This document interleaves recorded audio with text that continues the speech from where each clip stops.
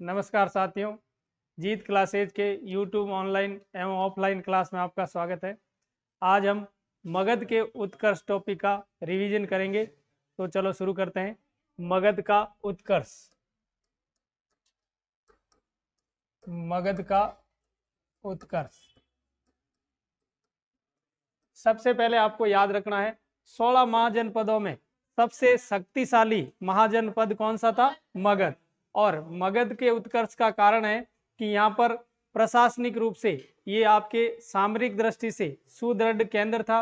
Plus यहाँ के जो विभिन्न राजवंश हुए थे उन्होंने धीरे धीरे इस मगध के उत्कर्ष में योगदान दिया था। तो सबसे पहले यहाँ पर राजवंशों की बात करें तो प्राचीनतम राजवंश मगध के अंदर कौन सा था? वृहदत्त वंश। सबसे प्राचीनतम कौन सा था? वृहदत्त वंश। तो आपको यहाँ पर एक तो पहली लाइन याद रखनी है, मगध पर सबसे प्राचीनतम राजवंश, सबसे प्राचीनतम राजवंश था आपके वृहदत्त वंश। कौन सा वंश था? वृहदत्त वंश। कौन सा वंश था? वृहदत्त वंश। फिर आपको याद रखना है वृहदत्त वंश की राजधानी। वृहदत्त वंश की राजधानी कौन सी थी? तो राजधानी आपको याद रखनी है, इसकी राजधानी थी आपके गिरिव्रज। कौन सी राजधानी थी? गिरिव्रज। या एक इसका अन्य नाम मिलता है कुशाग्रपुर। अन्य नाम क्या है? कुशाग्रपुर। और ये राजधानी किसके समय थी? वृहदत्त वंश के समय। वृहदत्त वंश के समय मगध की राजधानी कौन सी थी? गिरिव्रज या कुशाग्रपुर। फिर आपको याद रखना है वृहदत्त वंश के अन्य शासक। वृहदत्त वंश के अन्य शासक में आपको नाम याद रखना है। पहला तो हो जाएगा आपके वृहदत्त, या इसका संस्थापक ले लेते हैं। इस वंश का संस्थापक कौन था? तो संस्थापक में आपको याद रखना कौन है? वृहदत्त। कौन है? वृहदत्त। यानी प्राचीनतम मगध के राजवंश के वृहदत्त वंश का संस्थापक कौन है? वृहदत्त। फिर इनके बाद में अन्य शासकों की बात करें तो अन्य शासक में इस वंश के आपके एक तो था जरासंध। कौन था? जरासंध। और दूसरा था रिपुंजय। कौन सा था? रिपुंजय। रिपुंजय। तो ये शासक किस वंश से संबंधित थे? वृहदत्त वंश से। ठीक है, तो यहाँ पर आपको दो तीन बातें याद रखनी। वृहदत्त वंश में मगध का प्राचीनतम राजवंश कौन सा था? वृहदत्त वंश। ठीक है, फिर इसकी राजधानी कौन सी थी? गिरिव्रज या कुशाग्रपुर। ठीक है, फिर इसका संस्थापक कौन था? वृहदत्त। और इस वंश के अन्य शासक कौन थे?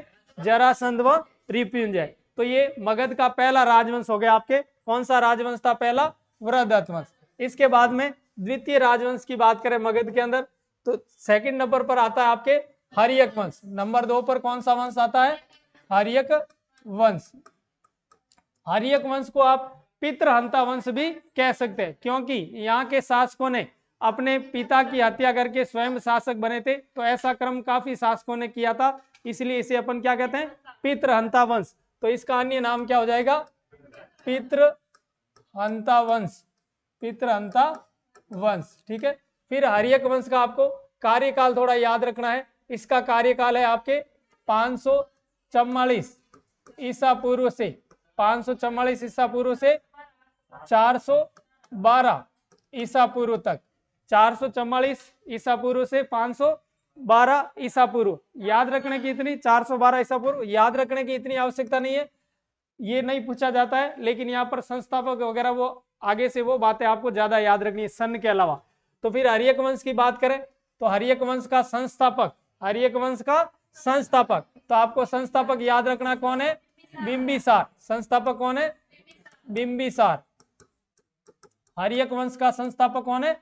बिंबिसार। फिर आपको यह भी याद रखना है कि मगध का वास्तविक संस्थापक कौन है? बिंबिसार, क्योंकि बिंबिसार के समय ही मगध का साम्राज्य विस्तार शुरू हुआ था। इसलिए अपन ज्ञात शासक है या मगध का वास्तविक संस्थापक है तो कौन है आपके? बिंबिसार। हर्यक वंश का भी संस्थापक कौन है?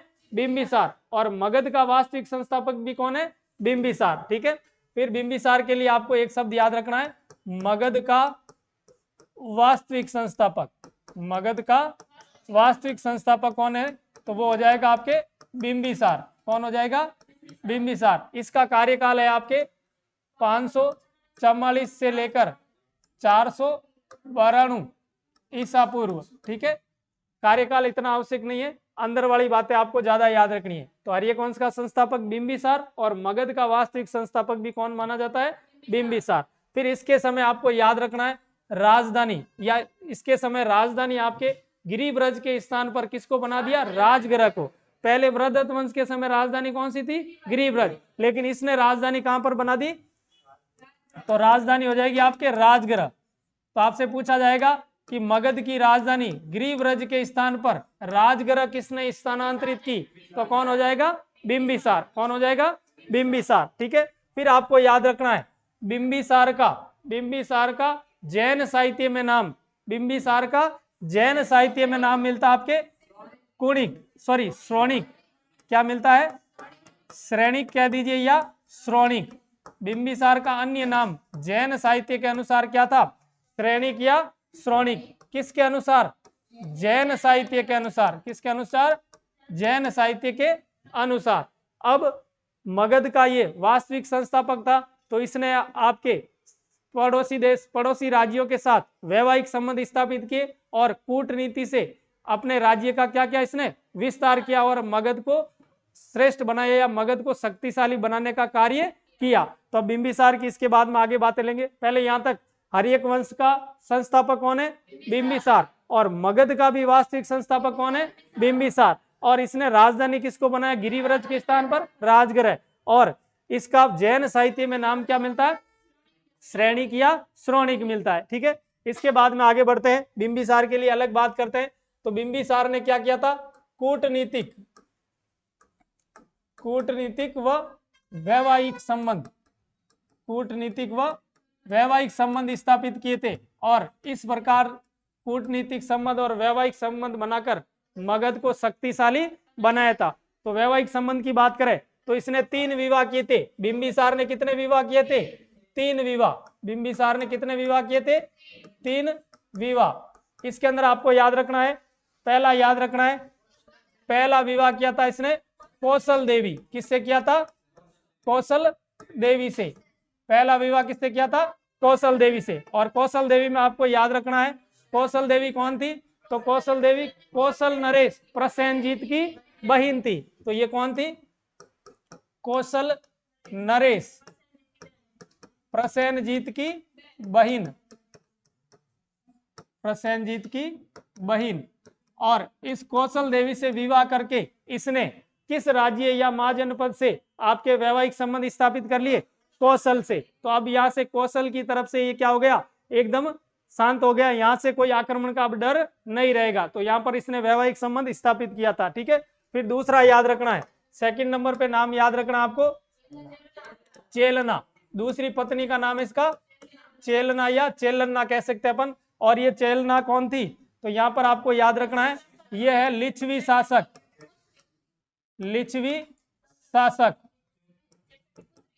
चेटक की पुत्री। लिच्छवी शासक चेटक की पुत्री थी। ठीक है, इससे विवाह संबंध स्थापित करके लिच्छवियों से इसने अच्छे संबंध स्थापित कर लिए, वैवाहिक संबंध स्थापित कर लिए। तो कूटनीतिक और वैवाहिक संबंध ने इसने अपने साम्राज्य को क्या बनाया था, सुदृढ़ बनाया था। इसके बाद में तीसरा विवाह आपको याद रखना है, तीसरा विवाह हो जाएगा आपके सेमा। तीसरी पत्नी का नाम क्या है इसका, सेमा। ठीक है, सेमा कौन थी, तो सेमा में आपको याद रखना है ये थी मद्र देश की राजकुमारी। यानी बिंबिसार ने वैवाहिक संबंध स्थापित करके अपने राज्य के लिए कूटनीतिक और वैवाहिक संबंध बनाकर अपने राज्य को चारों ओर से क्या बनाया, सुरक्षित बनाया, ताकि वैवाहिक संबंध स्थापित हो जाएगा तो अन्य पास वाले राज्य इस पर आक्रमण नहीं करेंगे। ठीक है, तो ये 3 विवाह आपको याद रखने हैं। बिंबिसार ने किन किन से विवाह किया, तो पहला तो कौशल देवी, कौन थी ये, कौशल नरेश प्रसेनजीत की बहन। फिर दूसरा चेलना कौन थी, लिच्छवी शासक चेटक की पुत्री थी। और तीसरा सेमा, जो मद्र नरेश की या मद्र देश की राजकुमारी थी। एक यहाँ पर आपको याद रखना है, लिच्छवी शासक चेटक ने अपनी बहन त्रिशला का विवाह किससे किया था, महावीर स्वामी के पिता के साथ किया था, महावीर स्वामी के पिता के साथ। तो इनसे आपस में संबंध स्थापित हो जाएगा, किसका, बिंबिसार और महावीर स्वामी का संबंध स्थापित हो जाएगा। तो एक बात वो भी थोड़ी याद रखनी है। ठीक है, यहाँ पर आपको याद रखना चेलना कौन थी, आपके लिच्छवी शासक चेटक की पुत्री थी। तो ये तो एक संबंध, तो एक कार्य, तो इसने क्या कर दिया, वैवाहिक संबंध स्थापित करके अपने राज्य को सुदृढ़ बनाया। दूसरा इसने और किया था, कूटनीतिक और मित्रतापूर्वक शासन किया था। दूसरा कार्य इसने किया, ये तो पहला तो हो गया वैवाहिक संबंध, ठीक है। और दूसरी चीज आपको याद रखना है, अवंती के शासक, अवंती के शासक, अवंती आपके उज्जैन, उसकी राजधानी कौन थी, अवंती आपके दक्षिण के अंदर महाजनपद था, एमपी के अंदर, जिसकी राजधानी कौन सी थी, उज्जैन। तो यहाँ का शासक था, अवंती का शासक था चंड प्रद्योत। कौन था शासक, चंड प्रद्योत। तो चंड प्रद्योत अवंती का शासक था, जो स्वयं एक पांडु रोग से, पीलिया रोग से ग्रसित था। किस रोग से, पांडु रोग या पीलिया रोग से ग्रसित था।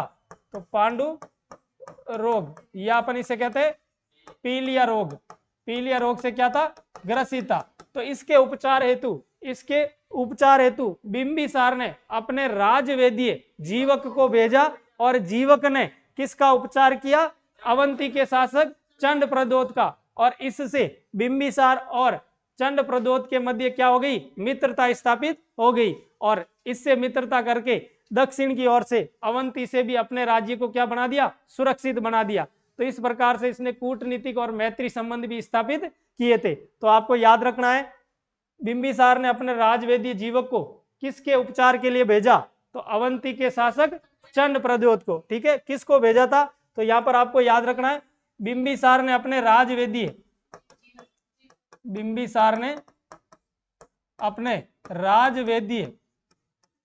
राजवेदीय जीवक को भेजा था। किसको भेजा था, जीवक को, जिसने किसका उपचार किया था, चंड प्रद्योत, जो कहां का शासक था, अवंती का शासक, ठीक है। तो अवंती की तरफ से अपने राज्य को भी सुरक्षित कर लिया। वापस देखिए, सबसे पहले इसने क्या किया था, कूटनीतिक और वैवाहिक संबंध। वैवाहिक संबंध में इसने कितने विवाह किए थे, 3 विवाह।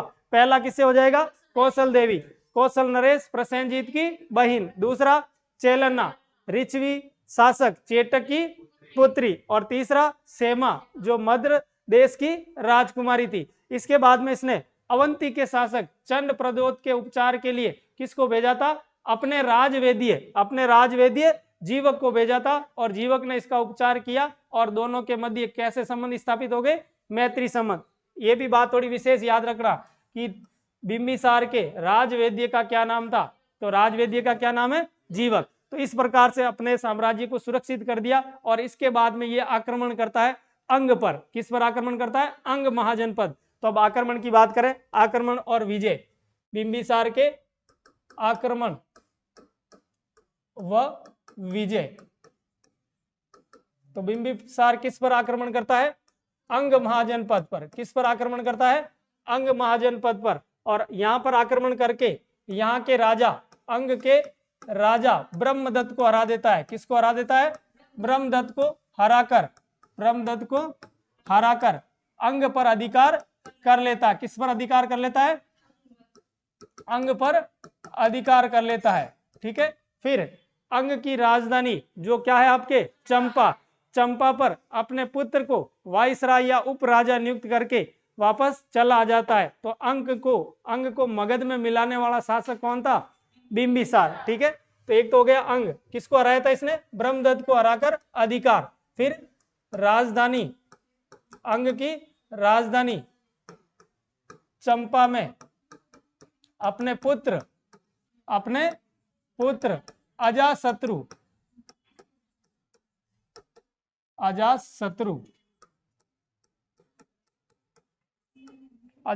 को वाइसराय या गवर्नर बनाता है।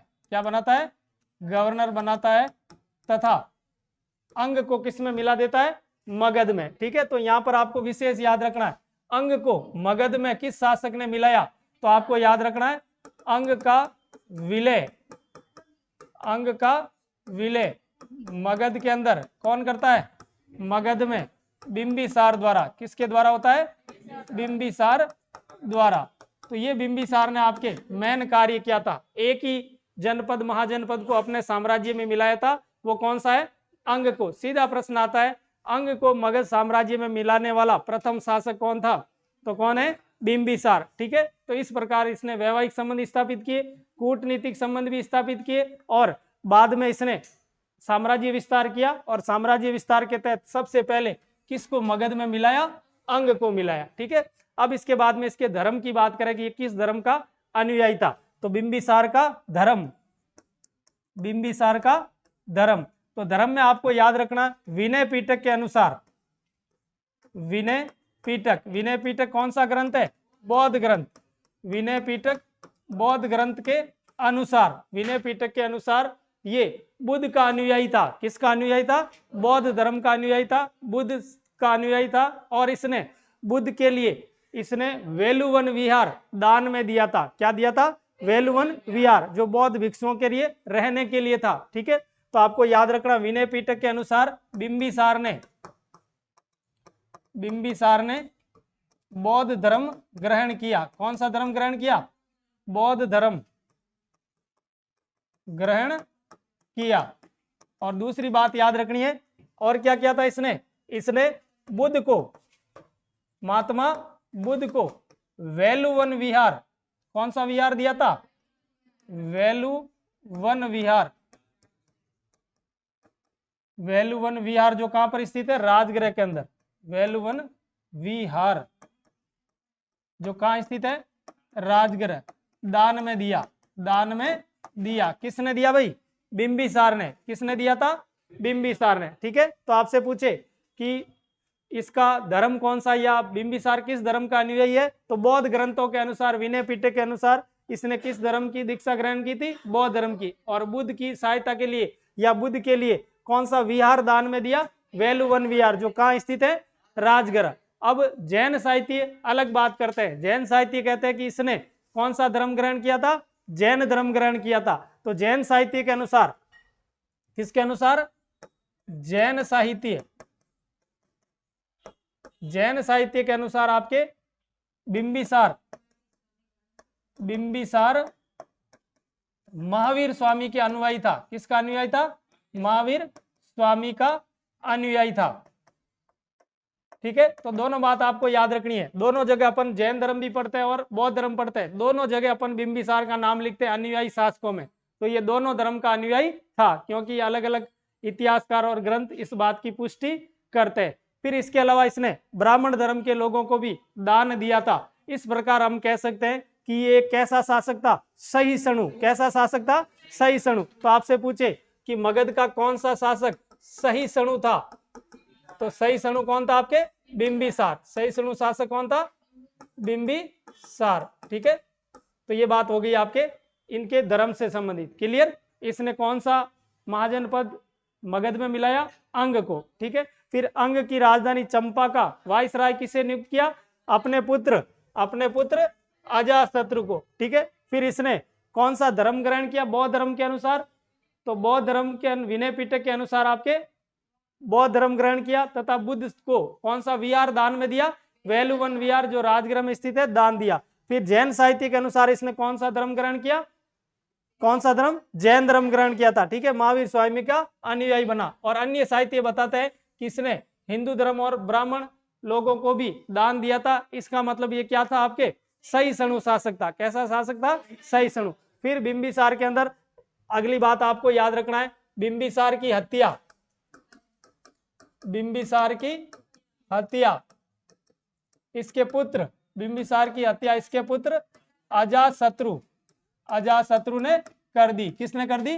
अजातशत्रु ने। पहले तो इसको बिंबिसार को कैद कर दिया, और कैद के दौरान चेलना जो बिंबिसार की पत्नी थी, उसने इसका खाना वगैरह खिलाने का कार्य किया, और अंत में बिंबिसार को अजातशत्रु ने मार दिया। और उस वियोग के साथ चेलना की भी क्या हो गई? मृत्यु हो गई थी। ठीक है, तो इस बात को आपको याद रखना है। तो बिंबिसार की हत्या किसने की थी? अजातशत्रु ने। इस प्रकार अजातशत्रु कैसा, हर्यक वंश का कैसा शासक था? पितृहंता शासक। कैसा शासक था? पितृहंता शासक, यानी पिता की हत्या कर दी थी इसने, तो पितृहंता शासक हो जाएगा। तो अगले अपन बात करेंगे दूसरा शासक कौन है? अजातशत्रु। दूसरा शासक कौन है? मगध का बिंबिसार के बाद में कौन बनता है? अजातशत्रु। अजातशत्रु का कार्यकाल है आपके 492 ईसा पूर्व से 460 ईसा पूर्व। ठीक है, फिर आपको अजातशत्रु के बारे में याद रखना है, इसका अन्य नाम, जैन साहित्य के नाम, इसका अन्य नाम क्या है? कुणिक। इसका अन्य नाम क्या है? कुणिक। किन के अनुसार? जैन साहित्य के अनुसार। किसके अनुसार? जैन साहित्य के अनुसार। फिर आपको याद रखना है, हर्यक वंश के समय सबसे ज्यादा मगध का विस्तार किसने किया था? अजातशत्रु ने। इसलिए अपन अजातशत्रु का काल हर्यक वंश का क्या कहलाता है? चरम उत्कर्ष काल कहलाता है। फिर मगध का सर्वाधिक विस्तार भी किस शासक के समय हुआ था? तो वो भी अजातशत्रु के समय। तो यहां पर आपको बात याद रखनी है, मगध का सर्वाधिक विस्तार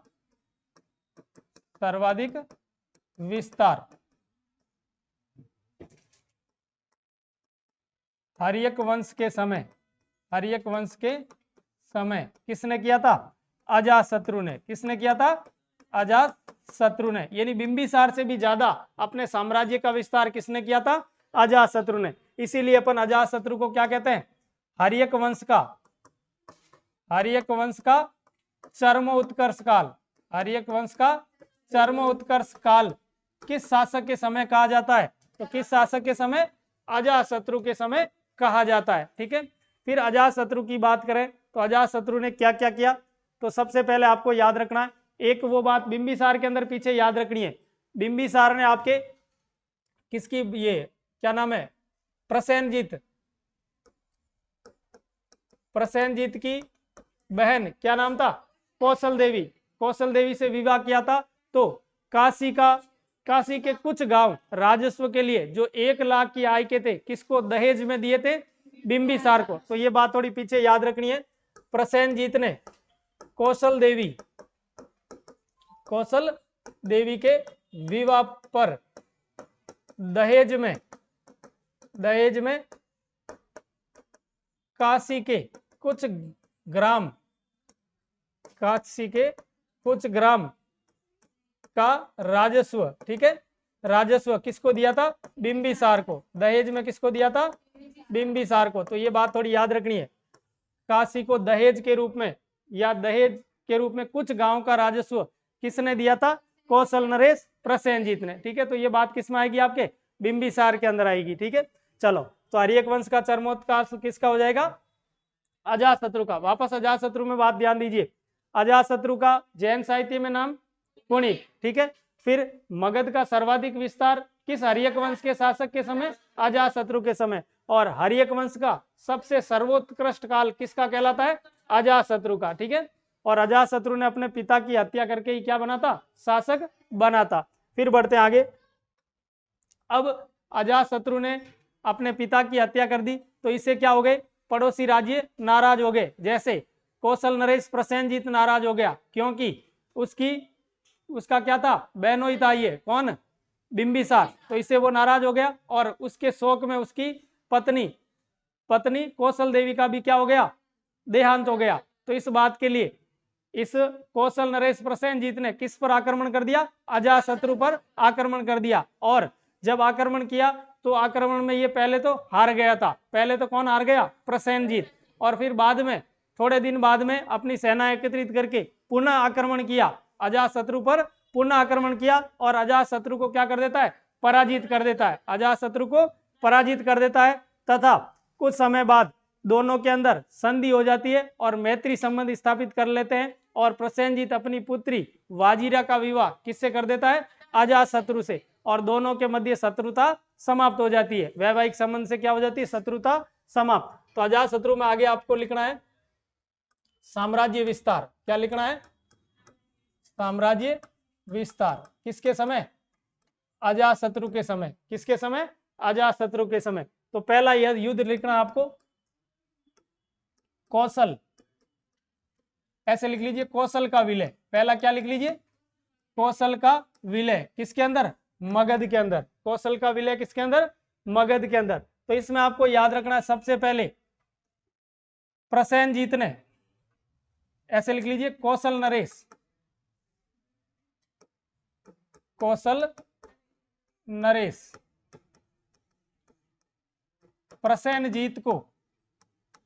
प्रसेनजीत को अजातशत्रु ने पराजित किया।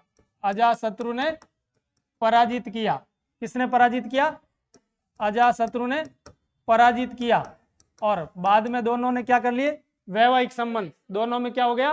वैवाहिक संबंध। और प्रसेनजीत ने क्या कर दिया? प्रसेनजीत ने अपनी पुत्री क्या नाम था? वाजिरा। वाजिरा का विवाह किससे कर लिया? अजातशत्रु से। विवाह अजातशत्रु से कर दिया। और काशी का क्षेत्र यानी पूरा काशी किसको दे दिया? अजातशत्रु को। तो काशी का विलय किस में कर दिया? मगध में। काशी का विलय पूर्ण रूप से किस में कर दिया? मगध में। तो अब काशी किसका भाग बन जाएगा? मगध का। तो मगध का क्या हो रहा है? साम्राज्य विस्तार हो रहा है। बिंबिसार के समय तो केवल कौन सा क्षेत्र मिला था? केवल काशी के कुछ गांव, लेकिन वो तो दहेज रूप में मिले थे। लेकिन अलग से बात करें अपन तो बिंबिसार ने कौन सा क्षेत्र मगध में मिलाया? अंग। कौन सा मिलाया था? अंग। लेकिन अजातशत्रु ने पहला तो काम क्या किया? काशी को किस में मिला दिया? पूर्ण रूप से किस में मिला दिया? मगध के अंदर। तो अब काशी किसका भाग हो जाएगा? मगध का। और किसको हराया था? कौशल नरेश प्रसेनजीत को। और इसकी पुत्री का विवाह वाजिरा का किसके साथ हो गया था? अजातशत्रु के। ठीक है, चलो फिर इसके बाद में तो एक तो हो गया आपके विलय किसका?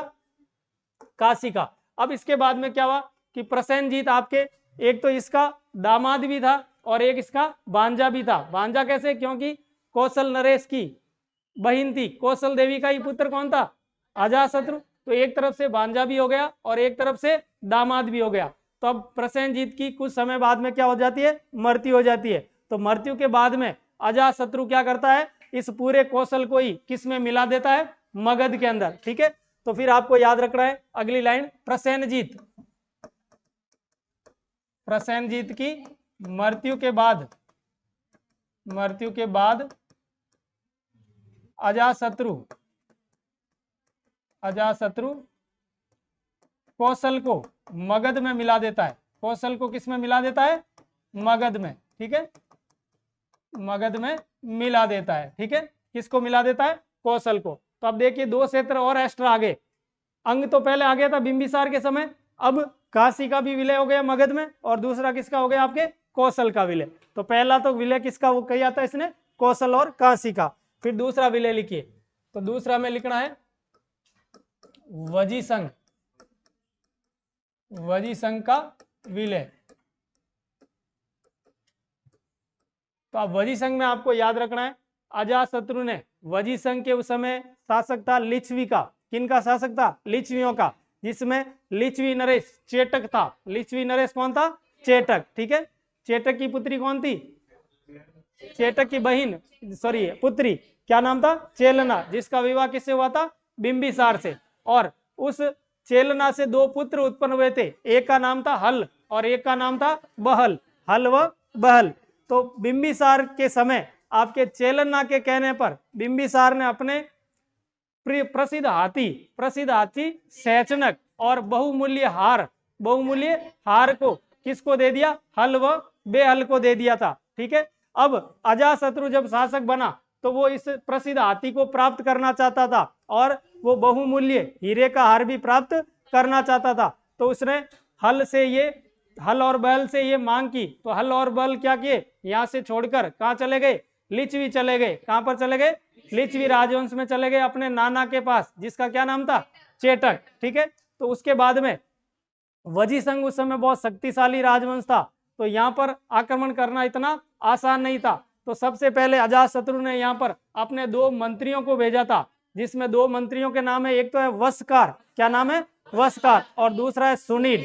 तो ये दोनों जाकर वजीसंघ के अंदर 2-3 साल के अंदर फूट डालने का काम करते हैं और वजी को अंदर से कमजोर कर देते हैं। और बाद में अजातशत्रु आक्रमण करता है और वजीसंघ को किस में मिला लेता है?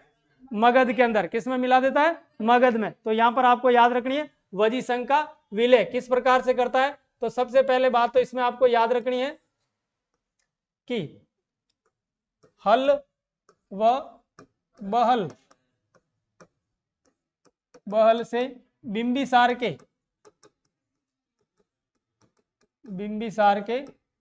प्रसिद्ध हाथी, प्रसिद्ध हाथी सेचनक, हाथी का क्या नाम है? सेचनक। विशेष याद रखना, ये किसका हाथी है? बिंबिसार का, ठीक है। सेचनक हाथी व बहुमूल्य हार, बहुमूल्य हीरो का हार, जो 18 लड़ियों का था। कितने लड़ियों का? 18 लड़ियों का। तो बहुमूल्य हार प्राप्त करने हेतु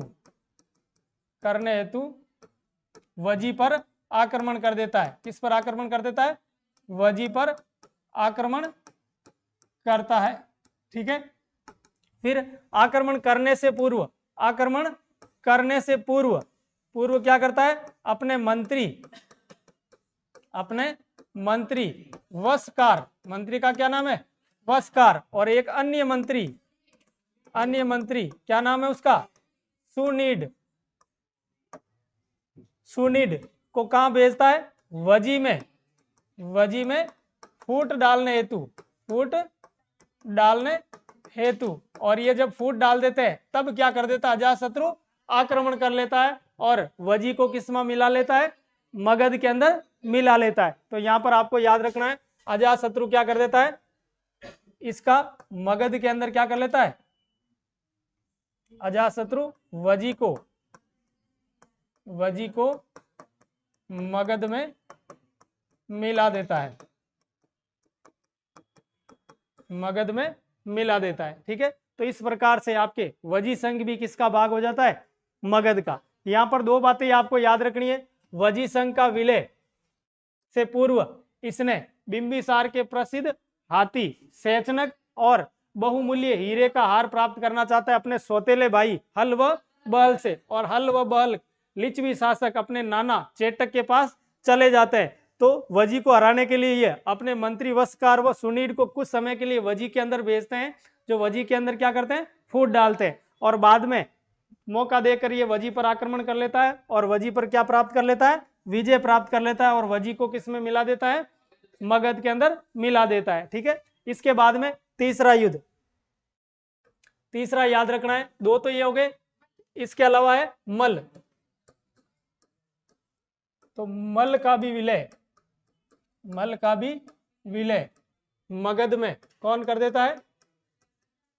मगध में अजातशत्रु द्वारा, अजातशत्रु द्वारा। तो यहां पर आपको याद रखना है, अजातशत्रु ने किन किन क्षेत्रों को मगध के अंदर मिलाया? किन किन क्षेत्रों को मगध के अंदर मिलाया? तो पहला तो आपको याद रखना काशी, पहला कौन सा हो जाएगा? काशी। दूसरा याद रखना कौशल, दूसरा कौन सा हो जाएगा? कौशल। तीसरा याद रखना है वजी, ठीक है। और वजी के अंदर ही आपके कौन आता है? वैशाली, तो वैशाली को मिला देता है। और तीसरा याद रखना किसको मिलाता है? मल को। तो ये सारे, इन सब का मिले कौन करता है? विलय अजातशत्रु। कौन करता है विलय? अजातशत्रु द्वारा। और किस में विलय कर दिया जाता है? मगध के अंदर। और मगध के साम्राज्य का विस्तार कर देता है, ठीक है। तो ये हो गया आपके अजातशत्रु का समय। फिर अजातशत्रु के धर्म की बात करें कि अजातशत्रु किस धर्म का अनुयायी था, तो इसमें आपको याद रखना है अजातशत्रु भी किस धर्म का अनुयायी था? बौद्ध धर्म का अनुयायी था। लेकिन कुछ जैन ग्रंथ भी कहते हैं कि इसने जैन धर्म को भी संरक्षण दिया था। लेकिन मूल रूप से आपको याद रखना है किस धर्म का अनुयायी था? तो अजातशत्रु बौद्ध धर्म का क्या था? अनुयायी था, अनुयायी था, ठीक है। और ये भी कहता था कि बुद्ध क्षत्रिय है और मैं भी क्या हूं? क्षत्रिय। तो ये कथन कौन कहता है? अजातशत्रु। फिर इसके अलावा आपको याद रखना है अजातशत्रु ने जैन धर्म को संरक्षण दिया था। जैन धर्म को क्या दिया था? संरक्षण। जैन धर्म का अनुयायी नहीं बना था, लेकिन जैन धर्म को क्या दिया था? संरक्षण दिया था। लेकिन अनुयायी किस धर्म का बना था? बौद्ध धर्म का। किस धर्म का बना था? बौद्ध धर्म का। फिर इसके बाद में इसकी मृत्यु की बात करें तो इसके पुत्र उदयन ने इसकी क्या कर दी? हत्या कर दी। इसके पुत्र उदयन द्वारा अजातशत्रु की हत्या करके उदयन स्वयं क्या बन जाता है? शासक बन जाता है। इस प्रकार से इस वंश का दूसरा पितृहंता शासक कौन हो जाएगा? उदयन। दूसरा पितृहंता उदयन। देखो पहला तो हो गया बिंबिसार की हत्या कौन करेगा? अजातशत्रु। तो पहला हो जाएगा पितरंता अजातशत्रु। फिर अजातशत्रु की हत्या उसके पुत्र उदयन द्वारा कर दी जाती है, तो दूसरा पितरंता शासक कौन सा हो जाएगा? उदयन। ठीक है, तो अब आगे लिखना है इसके अंदर, अजातशत्रु की हत्या, अजातशत्रु की हत्या पुत्र उदयन द्वारा, किसके द्वारा? उदयन द्वारा, और स्वयं उदयन क्या बन जाता है? शासक बन जाता है। अब शासक कौन हो जाएगा? उदयन। ठीक है, तो अब उदयन की बात अपन याद करें, उदयन ने क्या क्या कार्य किया? उदयन, या इसका नाम उदय भद्र भी मिलता है, मेन नाम उदयन ही याद रखना। इसका कार्यकाल था आपके 460 बीसी से 444 बीसी तक। ठीक है, अब इसके समय एक दो बात मेन हुई थी, उनको आपको ज्यादा याद रखना है। पहले तो उदयन की बात करें तो उदयन का अन्य नाम की बात करें तो गार्गी संहिता में, गार्गी संहिता में उदयन को क्या कहा गया? धर्मात्मा। क्या कहा गया है? धर्मात्मा। उदयन को क्या कहा गया है? धर्मात्मा। किस साहित्य के अंदर? गार्गी संहिता के अंदर। ठीक है, इसके बाद याद रखना है, इसने सबसे पहले महत्वपूर्ण कार्य जिसको नोट लगाकर आपको याद रखना है, मेन कार्य इसने क्या किया था? पाटलिपुत्र,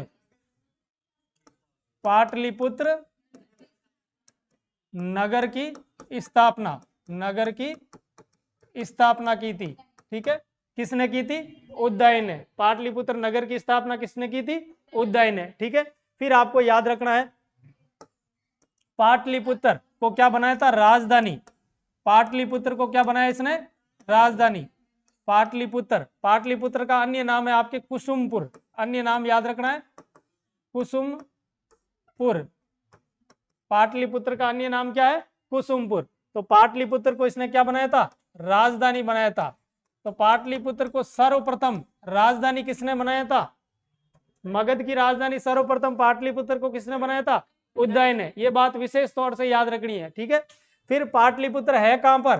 तो पाटलिपुत्र राजधानी बनाया था इसने गंगा, गंगा व सोन नदियों के संगम पर, गंगा व सोन नदियों के संगम पर। कहां पर है ये? गंगा व सोन नदियों के संगम पर। ठीक है, तो इस बात को विशेष तौर से याद रखना है। पाटलिपुत्र नगर किसने बसाया? उदयन ने। पाटलिपुत्र को मगध की राजधानी किसने बनाया?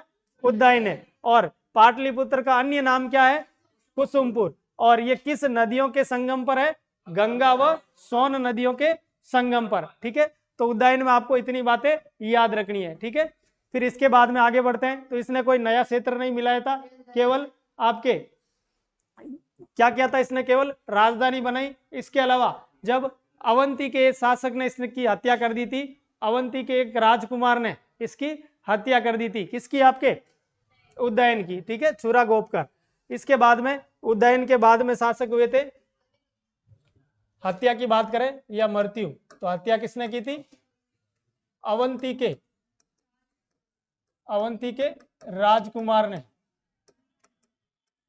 हत्या किसने की थी? अवंती के राजकुमार ने, छुरा गोपकर, गोपकर। ठीक है, किसकी हत्या कर दी? उदयन की। अब उदयन के बाद में आपके इस वंश के और कुछ शासक हुए थे, क्या नाम है उनका? एक तो हो जाएगा अनिरुद्ध, फिर दूसरा हो जाएगा मुंडक, और तीसरा हो जाएगा आपके नागदशक। कौन सा हो जाएगा? नागदशक। तो इसके अंदर आपको याद रखना है, हर्यक वंश के अंदर आपके उदयन, उदयन के बाद में शासक बना था आपके अनिरुद्ध। कौन शासक बना था?